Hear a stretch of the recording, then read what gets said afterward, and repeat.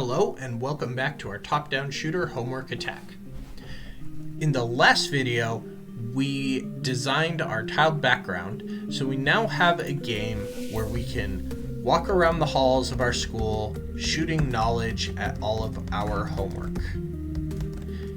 However, this gets a little bit boring because all the homework does is stay in one spot. Would be a lot more exciting if, just like in real life, the homework were flying at you. So what I want to do is go to the homework and I want to add a behavior. And just like our projectile, we are going to add a bullet behavior. Now all bullets do is they move in one direction. So if I push play now, you'll see that all of the homework just runs away from me.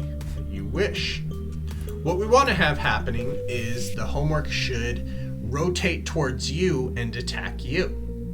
So what we'll do is we'll take that homework and at the beginning of its life, when it first gets created, we want to have it aim at you.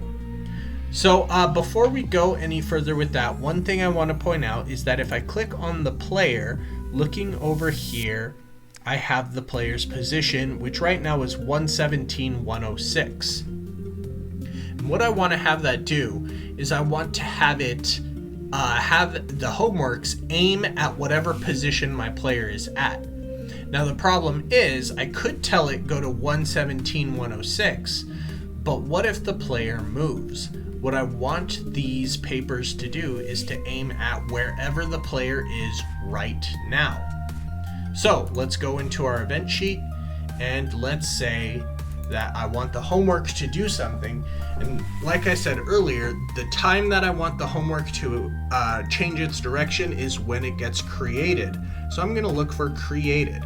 When the homework first gets created, I want the homework to set its angle. Now, a couple of things here. There's the rotate towards position and set an angle towards position. What rotate means is start turning towards it.